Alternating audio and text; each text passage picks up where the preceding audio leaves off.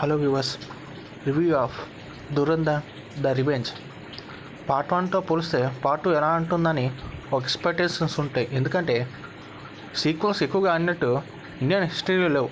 మరి దురంధర్ లాంటి ఒక ఎపిక్ సినిమాకి సీక్వెల్ అంటే మరి ఏ రేంజ్లో ఉంటుందో ఎక్స్పెక్టేషన్స్ పెంచుకోవచ్చు.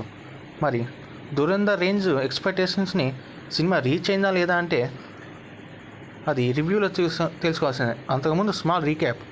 దురంధర్ సినిమాలో ఎలా అయితే ఎక్కడైతే ముగుస్తుందో దురంధర్ 2 అక్కడే మొదలవుతుంది. ఇండియా నుంచి స్పైగా వెళ్ళిన రాకేష్ సింగ్ పగౌట్ అలియాస్ హంజా అలీ మజోరీ తను మిషన్ ఎలా పూర్తి చేశారనేది కదా. అక్కడ చేరి రెహమాన్ డకాయిట్ని ఎలా అంతరించారు, తర్వాత పాకిస్తాన్లోని క్రైమ్ని ఎలా అదుపు చేశారు, దానికి ఇండియన్ ఏజెంట్స్ ఎలా హెల్ప్ చేశారు అనేది కదా.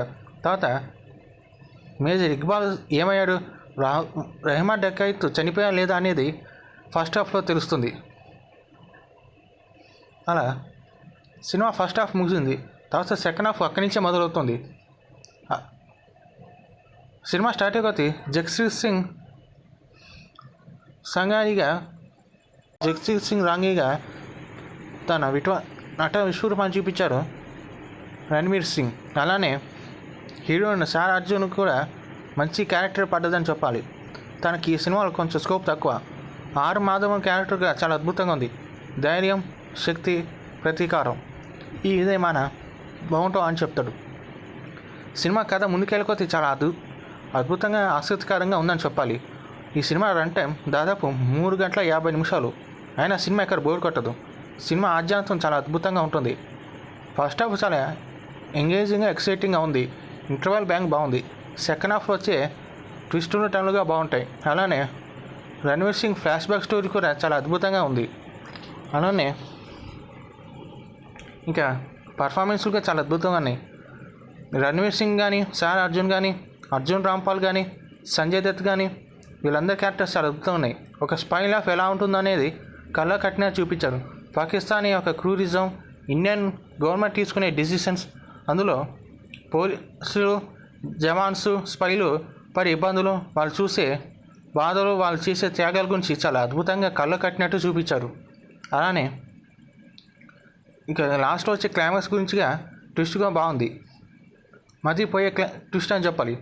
స్పై లైఫ్ ఎప్పటికీ ఒక స్పై లైఫే అని, once A spy is always a spy అని ఒక మోటోని చూపించానని అర్థం చేసుకోవచ్చు. పర్ఫార్మెన్స్ విషయంలో అందరూ వాళ్ళ క్యారెక్టర్కి 100% ఇచ్చారు. కొంచెం అర్జున్ రాంపాల్ క్యారెక్టర్ని తగ్గించని చెప్పాలి. అలానే సంజయ్ దత్ క్యారెక్టర్గా బాగుంది. రణ్వీర్ సింగ్ బ్యాక్ స్టోరీ బాగుంది. సారా అర్జున్ వాయా క్యారెక్టర్గా చాలా అద్భుతంగా ఉంది. ఇంకా రెహమాన్ డకాయిట్ క్యారెక్టర్ లేకపోవడం సినిమా కొంచెం మైనస్. ఆ సినిమా ఫస్ట్ హాఫ్కి ప్రాణం పోసిన క్యారెక్టర్. ఆర్ మాధవన్ క్యారెక్టర్గా చాలా అద్భుతంగా డిజైన్ చేశారు. ఇంకా ఈ సినిమాకి నేను ఇస్తున్న రేటింగ్ 3/5. సినిమా చాలా అద్భుతంగా ఉంది. Go and watch it and enjoy. Thanks for watching. Stay tune to our channel.